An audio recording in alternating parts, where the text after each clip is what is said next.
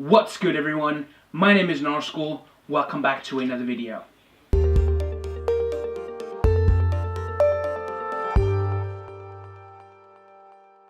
Today I'm going to touch up on the subject of different pipes. Pipes mean a lot to the pipe smoker. Now there's a lot of different pipes in the market, and there's a lot of different pipes to choose from in different price points. But first I want to tackle a viewer question from Switch Sides. He asks if I reckon that he would be able to use a Sherlock Holmes style pipe to smoke Dokha.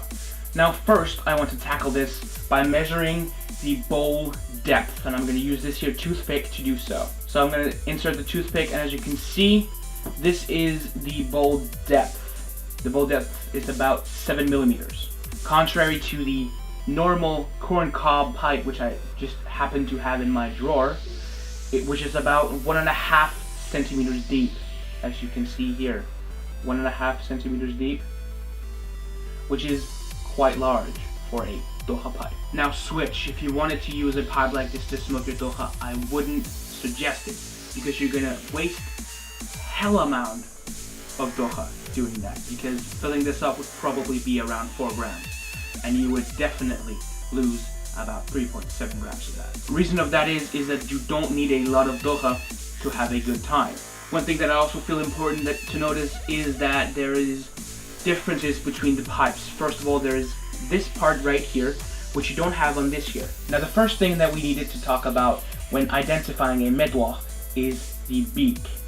The beak is this part right here. Carpenters believe that the beak is to secure the log of wood while it is spinning on the lathe.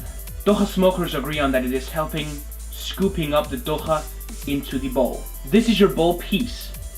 It is usually and or typically made of some kind of metal to protect the wood from scorching. Then you have your stem, which of course is for cooling the smoke, and then at the bottom you have your, make sure you wiggle your filters off, by the way, you have your filter connection.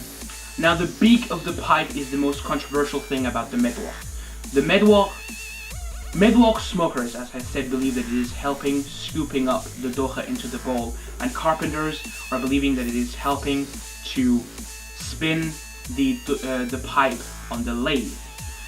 Now since the Dokha tradition dates back many years before the Dokha smoking experience came about, I personally don't believe that it is the case, that it is only there to be held in place by the lathe. Now, I also do not believe that it is only there to help scoop up the Dokha from your bottle, because there is a thing called a shanta, which is a bottle-like fixture that it has a mouth tip that fits into your pipe, and thus helping it to scoop in. Personally, I do think that it is a mix of both. I think it is a mix of helping to scoop up the Dokha as well as keeping it in place, but also being a place where you could down your pipe in different jewels, in different metals, and just make it aesthetically pleasing. Now there are many different types of pipes that you can choose from the market. You have your standard tier Medwakhs like this one, you have your higher end tier like this one, and then you have your expensive tier or your luxury tier like the Camel one. And then you have a tier above those. I like to call them the hyper pipes. Now the hyper pipes are typically made of some kind of metal and a very expensive type of wood like mahogany. Now these pipes can be manufactured and can be custom made. Now pipes of this also incorporate newer technologies such as carbon filtration. Now I said filtration of your smoke is very important.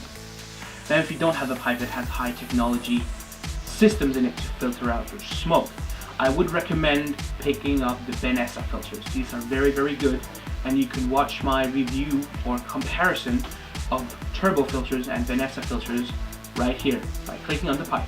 You can also watch my review of the black and gold Medwakhs by clicking on this pipe. Or if you wanted to watch both of my videos on the camel bone, there's going to be one annotation up here and one up here that you can watch both of these on. One of them is going to be the review, and one of them is going to be the fundamental flaws. Now there's a lot more things to the Dokha smoking experience than just pipes and filtration systems. There's also your Dokha. and I'm going to cover that in Monday's video, so you have to stay tuned for that. But if you enjoyed the video, please click the like button down below. There you can also subscribe to stay ahead of what's coming next. All of my social media links are in the description, as well as the Dokha Collective's Instagram, as you can follow that because I'm administrating that right now. So sit back, pack a bowl, enjoy, and as always, my name is Narsful. Thanks so much for watching.